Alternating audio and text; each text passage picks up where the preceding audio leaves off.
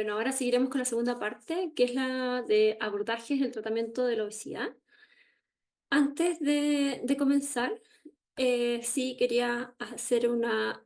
diferencia en lo que actualmente se conoce como el enfoque normativo y el enfoque inclusivo de peso, ¿ya?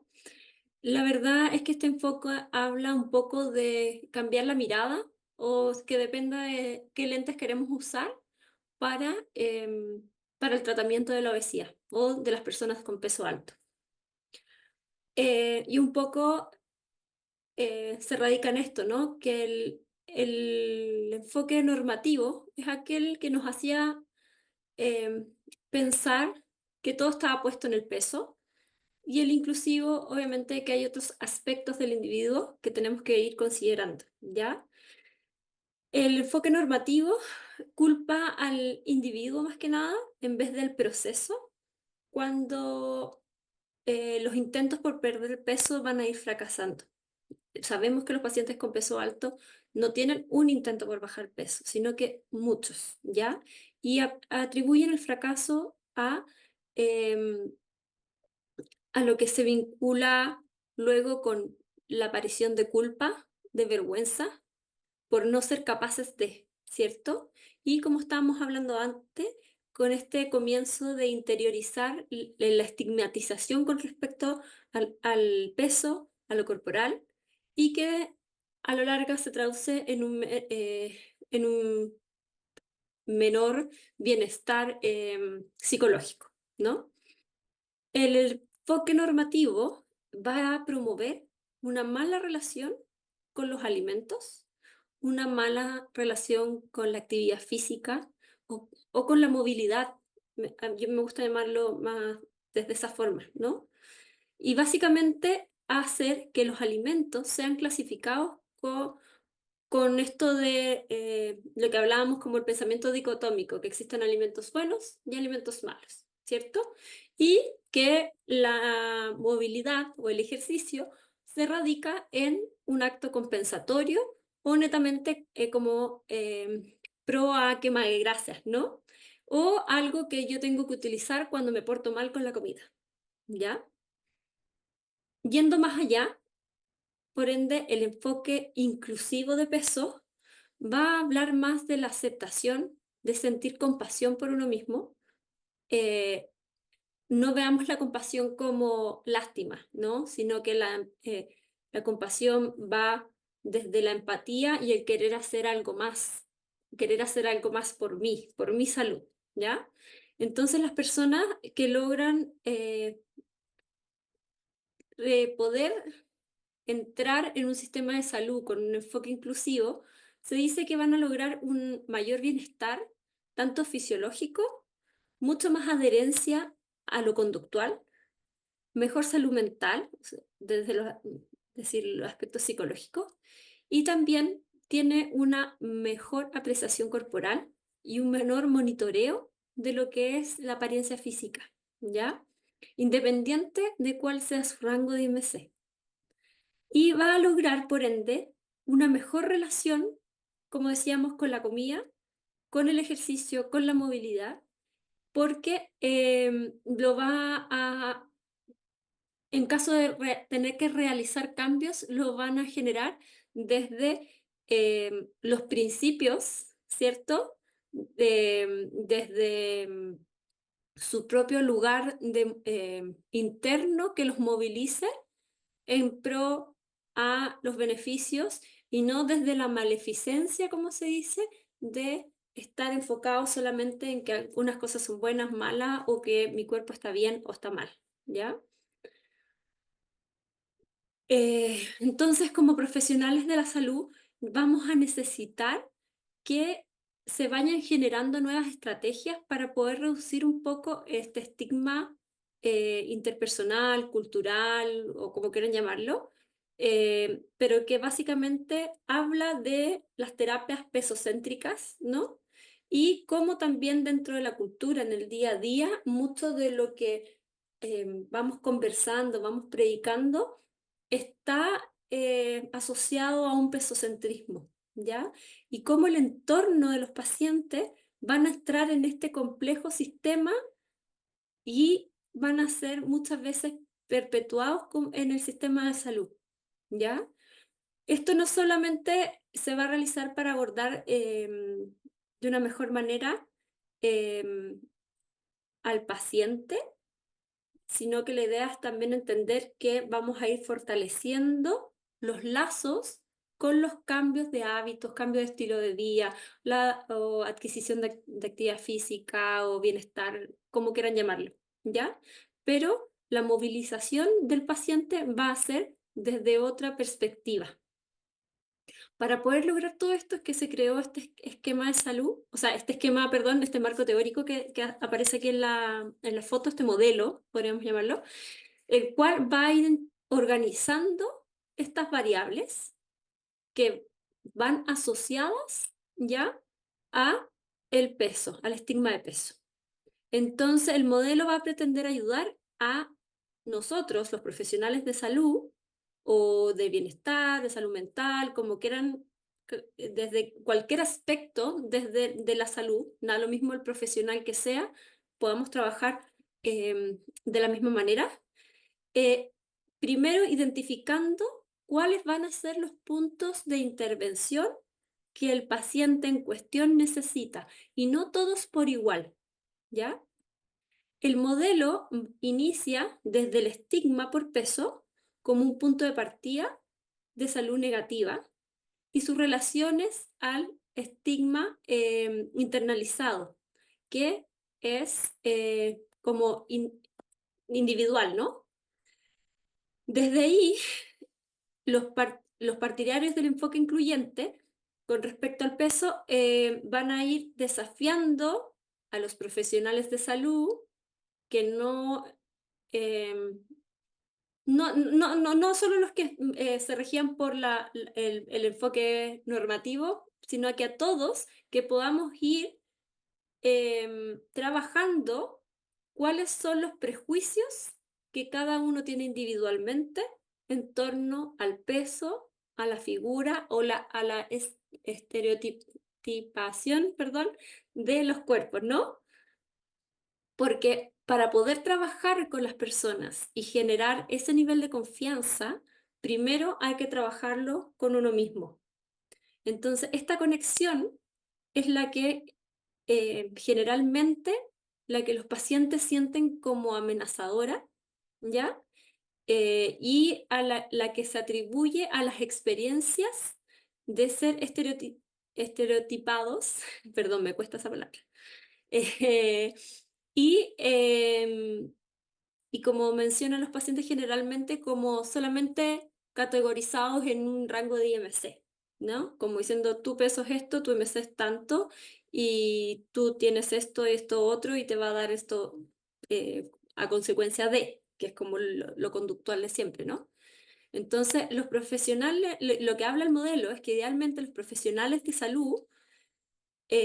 podamos abordar nuestros propios vínculos ya de estigma internalizado. Estamos acá en esta parte, ¿no? Em, no solamente con respecto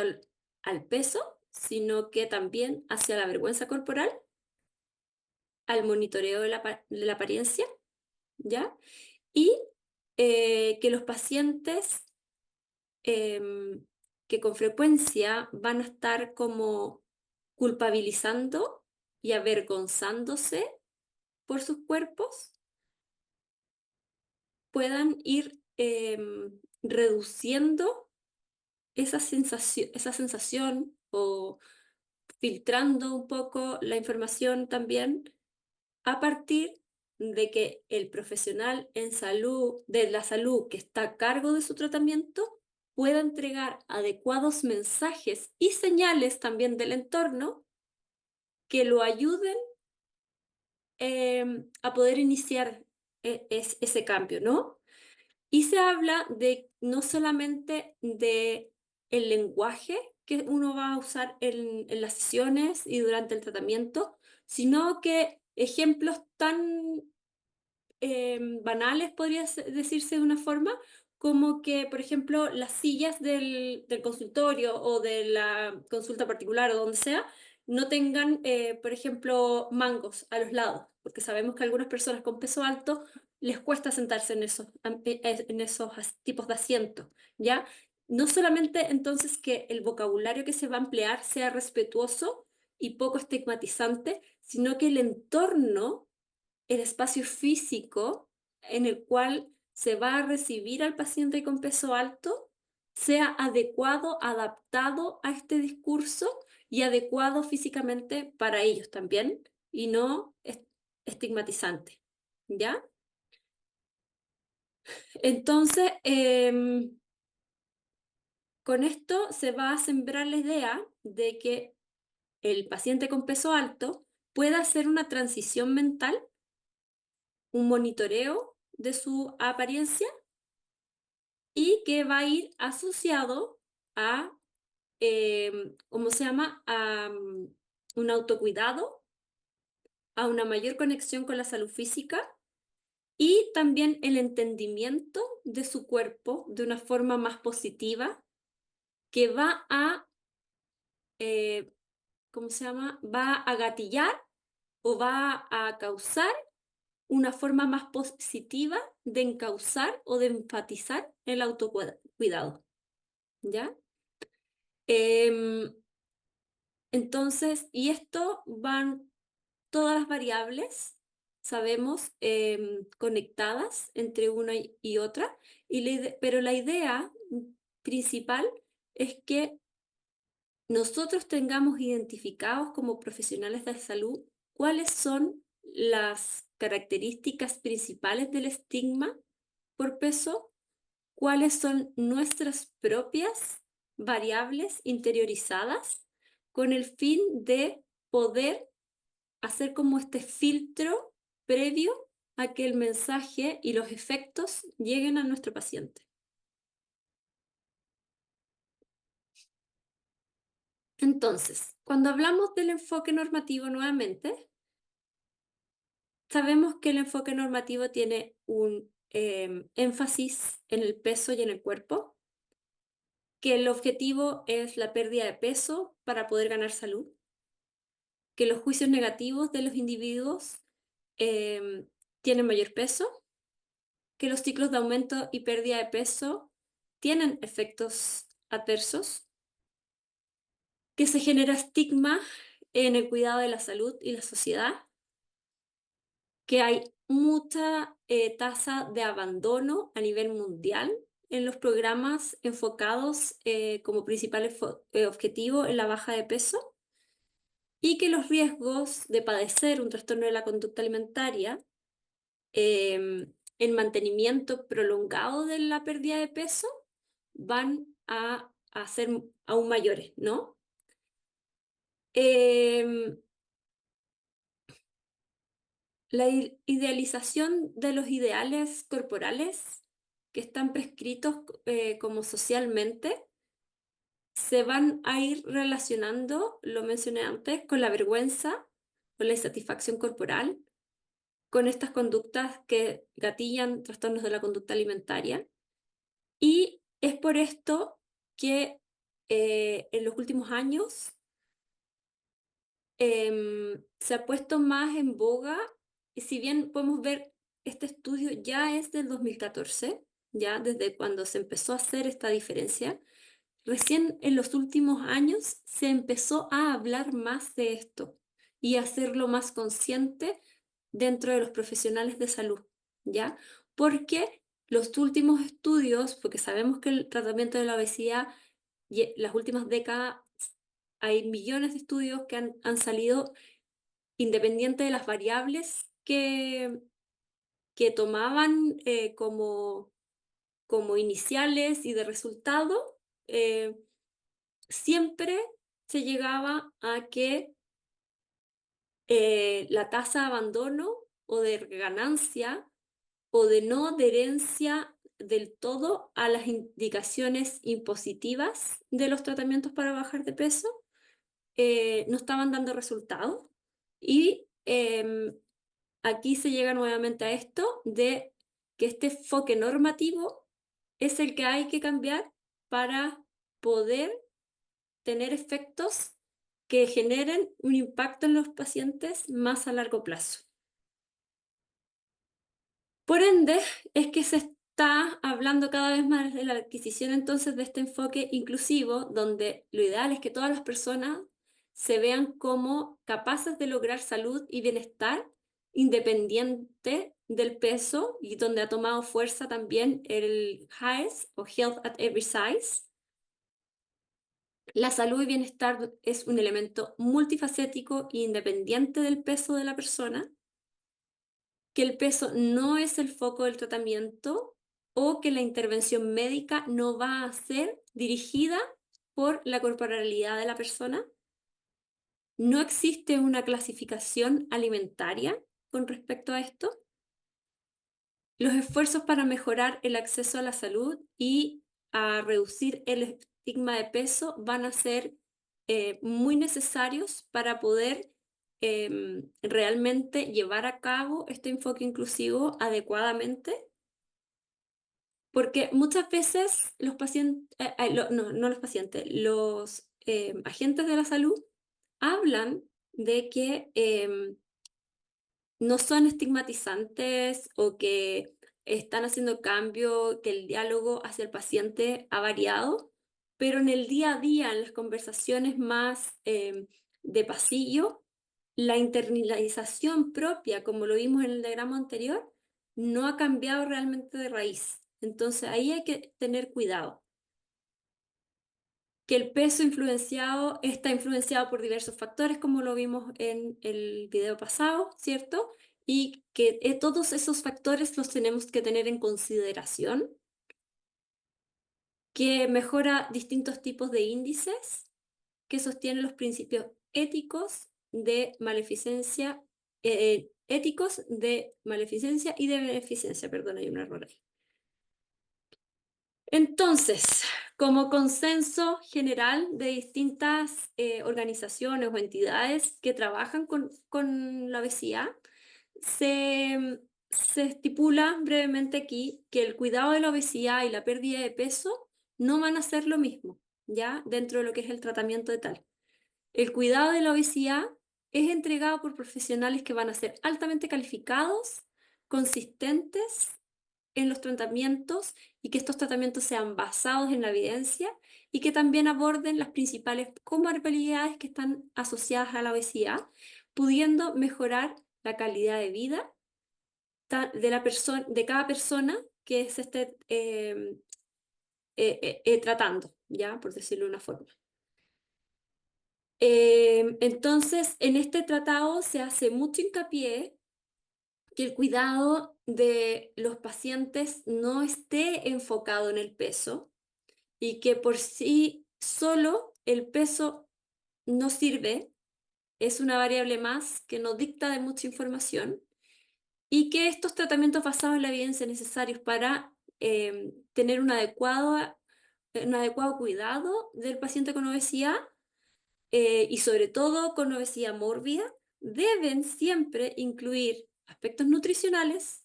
conductuales, movilidad, medicación, aplicaciones o tecnología que esté aprobada y avalada por entidades médicas, como también se avala el uso de la cirugía bariátrica como una cirugía exitosa para la disminución de peso, pero que esta tiene que estar ligada a todo esto para poder prevenir la reganancia posterior, ¿ya? Em, y que tras el fallo de estas medidas, los sujetos con comorbilidades asociadas sean realmente candidatos a cirugía bariátrica, pero que la cirugía bariátrica no sea la primera opción siempre para la única solución, básicamente, ¿ya? Sino que nos tenemos que basar también en todo lo que es la mejoría metabólica. Hay pacientes que mejoran mucho sus índices metabólicos sin necesariamente eh, bajar de peso, y eso también hay que tenerlo en consideración, y son logros para el paciente que generalmente en el enfoque normativo de peso no se le daba tanta importancia, si es que el peso mismo no bajaba tan bien con estos parámetros de salud. Em, Dentro de lo que es el abordaje nutricional de la obesidad, si bien el control de la obesidad del peso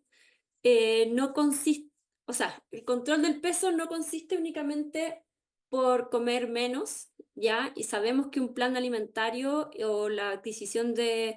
hábitos regulares de alimentación o alimentación balanceada, como quiera que se le llame, em, siempre va a ser un pilar fundamental y muy importante en lo que es la búsqueda del bienestar, ¿ya? Las estrategias alimentarias, por ende, sabemos que se centran en reducir en los déficits calóricos, reducir calorías, en bajar la densidad energética de los alimentos, con el fin de ir mejorando patrones de alimentación, pero intentar hacerlo desde el control del tamaño de las porciones según los requerimientos y una proporción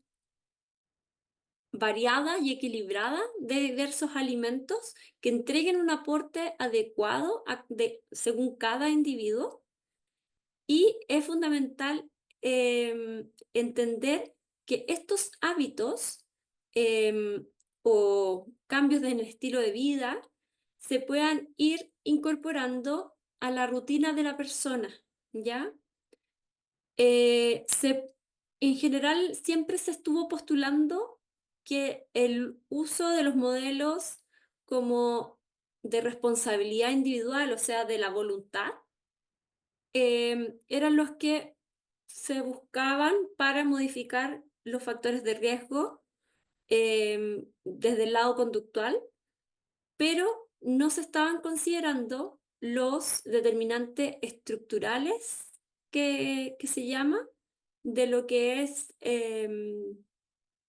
los predisponentes a, a las conductas que desarrolla el individuo, ¿ya? Entonces, lo ideal y lo que dicen todas las guías de abordaje nutricional es que ya no se recomiendan las dietas extremas o las dietas de moda para bajar de peso, porque el real impacto en el tratamiento de la obesidad y sus comorbilidades son estilos de alimentación que puedan mantenerse durante un periodo prolongado, y estas dietas de moda sabemos que no son saludables, por decirlo de una forma, por mucho tiempo, cuando se prolongan por mucho tiempo, ya que algunas pueden producir déficit de nutrientes y afectar obviamente la salud y bienestar del individuo, más allá de lo que sea gatillante o no de conductas de descontrol con la alimentación, sino que por falta de vitaminas, minerales u otros que puedan no estar presentes al estar con dietas estrictas. Y también no olvidarnos siempre de la teoría del set point, que esta teoría va a describir que existen mecanismos compensatorios que se plantean como que van a ser constantemente el desafío de los tratamientos para la pérdida de peso, y que producto de esto es que están las reganancias o reincidencias después de estos tratamientos que son periódicos y que al año, a 6 meses, al año, 2 años, ya los pacientes han reganado su peso o aumentado aún más, ¿ya? También la teoría del set point va a sugerir que el punto de ajuste del peso de una persona se establece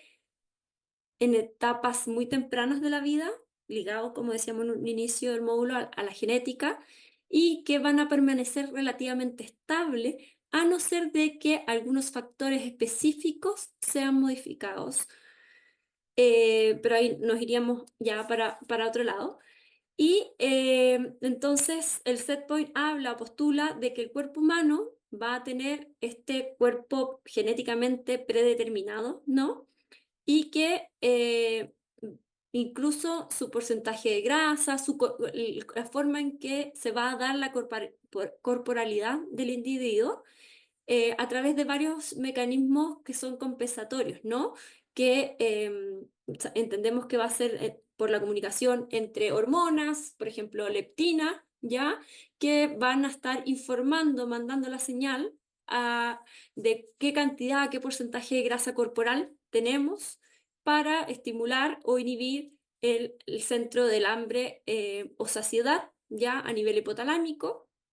y también eso va a ir regulando de que puedan haber presencia de antojos o no, o cuando solo decimos no tengo más apetito, etcétera. Pero existen otros factores que entran en el desarrollo de la obesidad, como hablábamos al inicio del módulo, que van a interferir en eso, que yo dejo de percibir mis señales internas, etcétera.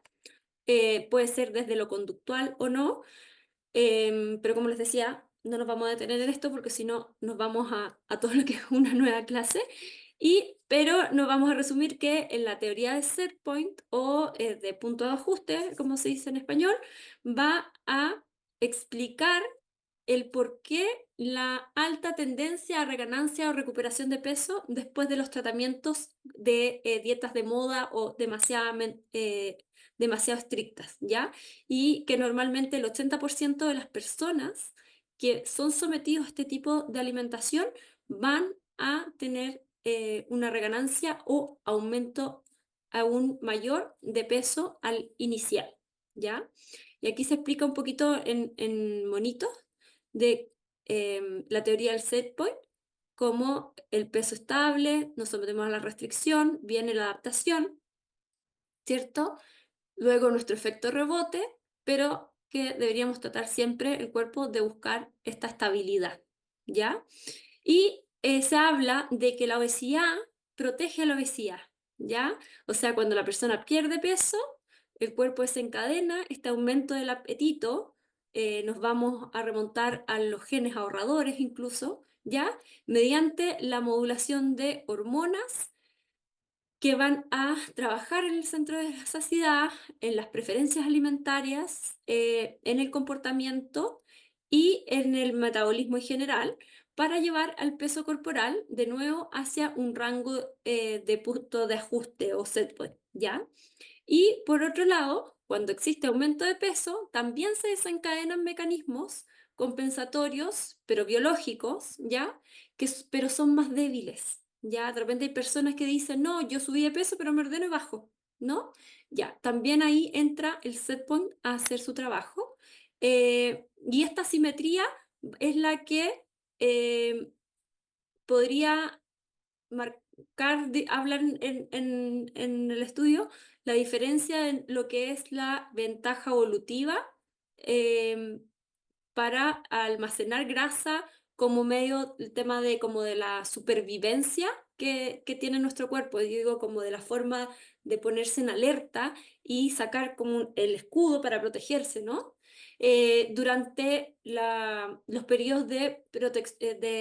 restricción calórica. Entonces, el individuo se somete a una restricción calórica, a un déficit calórico, quiere bajar de peso, reduce de peso, pero su cuerpo saca toda su artillería, su escudo y dice, ok, nos tenemos que defender, pasamos un periodo de inanición, por decirlo de una forma, ahora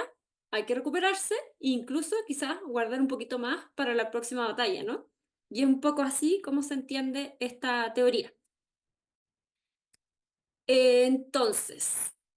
cuando vamos a lo que es el abordaje de los pacientes que padecen obesidad y trastorno de la conducta alimentaria, es importante recordar que los pacientes con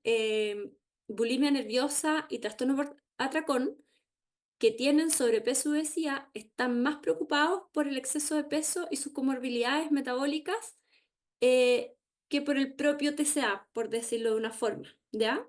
Esto va a originar que las expectativas de resultado de tratamiento se centren en la pérdida de peso, ¿ya? Entonces es sumamente importante que podamos generar como esta educación en torno a los diagnósticos que se le van a entregar a los pacientes para que el paciente desde un inicio entienda que el fin de su tratamiento no va a ser el control de peso, sino que en un principio deberá ser el control de su trastorno de la conducta alimentaria, ¿ya? Em, para esto es que dentro de las líneas terapéuticas nos vamos a guiar mucho por lo que es la terapia cognitiva conductual,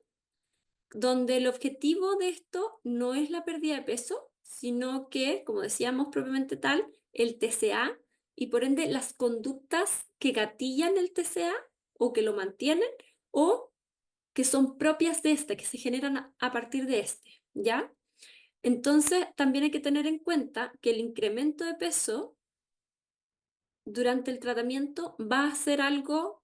que es muy posible. O sea, un paciente que aunque tenga peso alto, mientras normalizamos sus conductas, puede hacer que en un inicio, y la mayoría, les pasa que tienden a subir un poco de peso. Tienen que entender que los pesos también nunca son constantes y que aunque estemos presentando una baja de peso, pueden haber fluctuaciones también. Yo siempre le explico a los pacientes que en un inicio empezamos acá, nos vamos acostumbrando y luego la biología, la genética nos va a decir, mi peso set point era más alto y lo estaba modulando todo este tiempo, puede ser que me mantenga en esto, puede ser que baje más, eso no lo sabemos, cada uno es distinto y en el transcurso del tratamiento es que lo vamos a ir comprendiendo, ¿ya? La tasa de remisión de atracones en pacientes con peso alto y trastorno por atracón, em, utilizando la terapia cognitivo-conductual, es alta, es entre un 35 y un 51%, ¿ya? Y esto mantenido al año de seguimiento, por lo cual como lo mencioné en módulos anteriores, la terapia cognitivo-conductual es la terapia que más avala el tratamiento de estos pacientes, ¿ya? De la terapia cognitivo-conductual derivada para la bulimia nerviosa, se ha también derivado para personas que están afectadas del trastorno por atracón, ¿ya? Y esta siempre llega a ser la primera terapia de elección, ¿ya? En la terapia cognitivo-conductual se habla de que un tratante es el único que hace todo. En Chile generalmente se trabaja en equipo multidisciplinario donde se reparten las responsabilidades. Por ende, es muy importante conocer técnicas de esto para poder adquirirla con estos pacientes. Y también se dice que estas terapias per se, o sea, por sí solas, incluso tienen un impacto mayor y más a largo plazo que las terapias farmacológicas, ¿ya? Sobre todo en pacientes con trastorno por atracón. En bulimia también, pero las cifras son aún mayores en trastorno por atracón, ¿ya? Las tasas de remisión de atracones, como les decía, estaban entre un 31, perdón, 35 y 51%, eh, y otros tipos de terapias que se pueden emplear cuando la terapia cognitivo-conductual no da como frutos, em, es la terapia interpersonal, ¿ya? Que no tiene tanto evidencia científica, pero o sea, no es que no tenga evidencia científica, no tiene tantos resultados como lo avalan los estudios a la terapia cognitivo-conductual, pero es como la segunda línea que hay, como si no resultó la terapia cognitivo-conductual, se va con la terapia interpersonal, ¿ya? O que la llaman TIP. Entonces, aquí esto es más de aspectos psicológicos, se puede acompañar con lo nutricional, obviamente, pero se abordan las como relaciones interpersonales y el contexto social en torno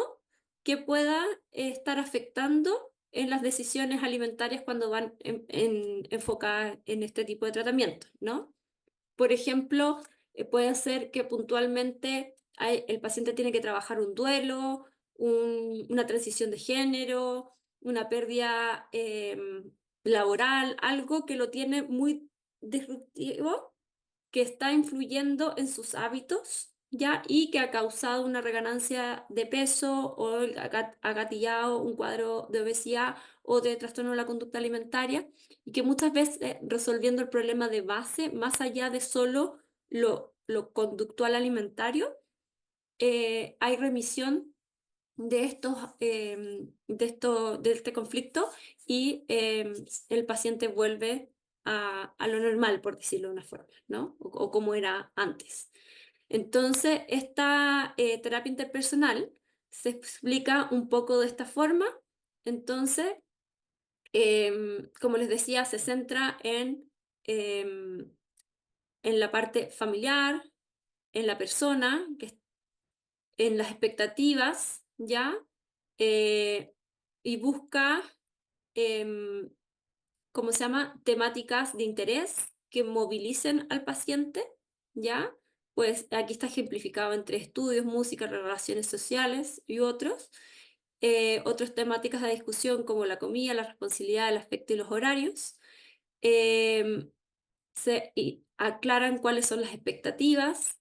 cuando estas expectativas no coinciden con la realidad del paciente o con lo que está viviendo el paciente, y se trabaja la responsabilidad y la autonomía frente a estas decisiones y estas expectativas, ¿ya? Em, la terapia interpersonal también tiene sus adaptaciones para el tratamiento de bulimia, de trastorno por atracón, pero como les decía, no se aborda directamente el cambio dietético, sino que se puede complementar con una consejería nutricional, ¿ya? Pero no como parte de la línea de tratamiento. Y son terapias que son como breves, o sea, tienen un plazo. Puede ser que en 8, 10 o 12 meses esto ya está finalizado, ¿no? Porque están marcadas también por número de sesiones y frecuencia dependiendo de cada cuadro. Desde la línea más dietética, más nutricional, los pacientes con obesidad, bulimia nerviosa y trastorno por atracón, siempre sabemos que deben recibir un tratamiento especializado e individualizado según la complejidad de cada cuadro clínico. En caso de pacientes con peso alto, el peso no va a ser una prioridad. Y en una primera etapa siempre se debe apuntar a restablecer un patrón alimentario saludable, ¿ya? Cuando estamos hablando de pacientes con bulimia, nuestra primera prioridad puede ser lograr el cese o la disminución de lo que más se pueda de las conductas compensatorias. Y luego nos vamos a apuntar al restablecimiento del patrón alimentario, ya más saludable, ¿ya? Ahí tenemos que ver, según el cuadro clínico, qué es más la urgencia, qué es el riesgo nutricional, que no se alimente de calidad o que las conductas compensatorias que está teniendo el paciente están siendo demasiado nocivas para su metabolismo, ¿ya? Pero siempre yo digo, van de la mano. Minimizar riesgos y complicaciones metabólicas asociadas a las conductas compensatorias en estos pacientes con bulimia y en pacientes con trastorno por atracón, prevenir o tratar comorbilidades metabólicas como la resistencia a la insulina, diabetes, hipertensión, dislipidemia, entre otras, que no quiere decir que no se den en los pacientes con bulimia, pero se dan con menos incidencia, pero también pueden estar presentes, ¿ya? Existe un metaanálisis que fue publicado hace muchos años ya, más o menos como 2007, 2010, que habla de que la pérdida de peso en pacientes con peso alto y trastorno por atracón em, era 10 veces, la pérdida de peso en pacientes con trastorno por atracón era 10 veces si es que el paciente presentaba, o sea, perdón, pacientes con obesidad con trastorno por atracón y pacientes con obesidad sin trastorno por atracón, la pérdida de peso podía tener hasta 10 puntos de diferencia. Es decir, en algunos el paciente obeso con trastorno por atracón, el paciente podía bajar 1 kilo y sin trastorno por atracón, 10 kilos. Entonces siempre va a ser prioritario la adquisición de un patrón alimentario concorde a lo conductual, más que solo apuntando a la al cambio positivo de los hábitos, ya que si no, sabemos que las dietas estrictas gatillan cuadros de atracón per se, y esto va a tener una incidencia, un impacto en lo que es el efecto a largo plazo de la reducción de peso. La rehabilitación nutricional, como vimos en módulos anteriores, no solamente se debe contemplar que el consejo dietético sea individualizado, como lo conversamos,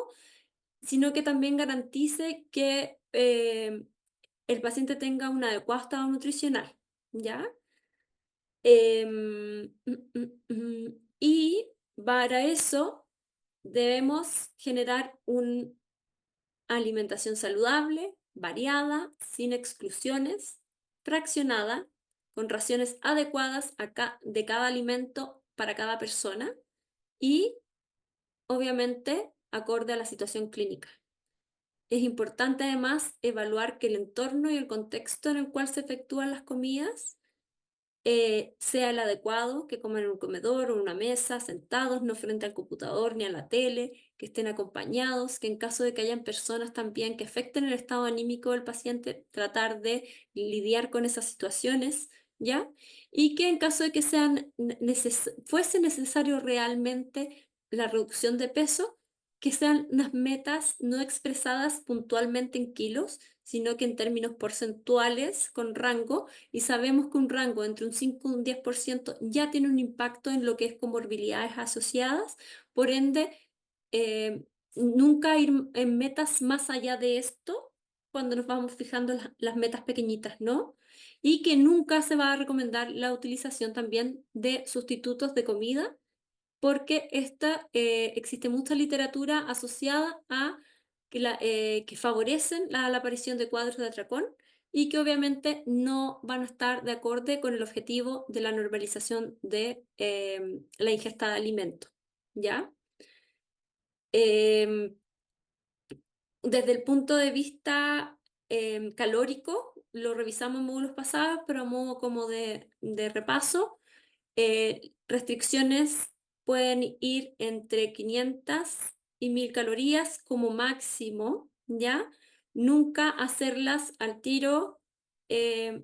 bajar 1000 calorías. Sabemos que con la regularización del patrón alimentario, disminuyendo la frecuencia de los atracones, ya hay una reducción calórica importante. Por ende, al plan nutricional general, lo ideal es hacerlo lo más normocalórico para la realidad del paciente y una vez normalizado el patrón de alimentación y el cese de las conductas compensatorias y de atracones, luego ahí vamos haciendo los ajustes pertinentes y de a poco de lo que es el total calórico del paciente, ¿ya? Pero nunca favorecer pérdidas de peso mayores a un ritmo de 400 gramos o 500 gramos máximo a la semana, ¿ya? Porque cualquier pérdida de peso más allá de eso, generalmente nos va a ahí activar el efecto del set point y gatillar nuevas cuadros de sobreingesta o atracón. Y con respecto a la educación nutricional, en presencia de obesidad, está asociado también em, a cualquier tipo, o sea, un paciente con obesidad que está asociado a cualquier tipo de trastorno de la conducta alimentaria o no, también tenemos que realizar educación alimentaria y el principal objetivo de esta va a ser que el paciente eh, se pueda promover cambios de la conducta a largo plazo tendentes a favorecer el mantenimiento de un peso razonable a partir de la incorporación de elecciones más saludables de alimentos en relación a la adquisición de nuevos hábitos alimentarios y un patrón más saludable de actividad física. ¿Ya? Entonces, al mismo tiempo de favorecer la adherencia al tratamiento, la educación nutricional, según el consenso, em, tiene que estar adecuada y conversada, consensuada también con el paciente en relación a su ritmo y a su estilo de vida, a sus gustos, sus preferencias y a sus principales problemas de salud. Y la falta de información y comunicación errónea que llega a la población es la que generalmente contribuye a generar malos hábitos alimentarios o inadecuados. Por ende, la educación nutricional siempre va a seguir siendo un pilar fundamental en el éxito en el éxito y adherencia de los pacientes a las indicaciones nutricionales, ¿ya?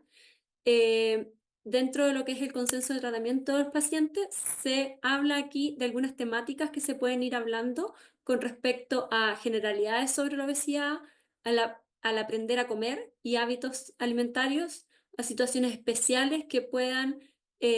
favorecer la adquisición de mitos o creencias erróneas en torno a la alimentación y obviamente también en torno a educación nutricional y de actividad física porque sabemos que va a ir de la mano, ¿no? Entonces, acá les dejo resumen de temáticas con las cuales se pueden ir trabajando con los pacientes para el abordaje adecuado y siempre ir ligando esto a un cambio o a una indicación, más que estos planes completos donde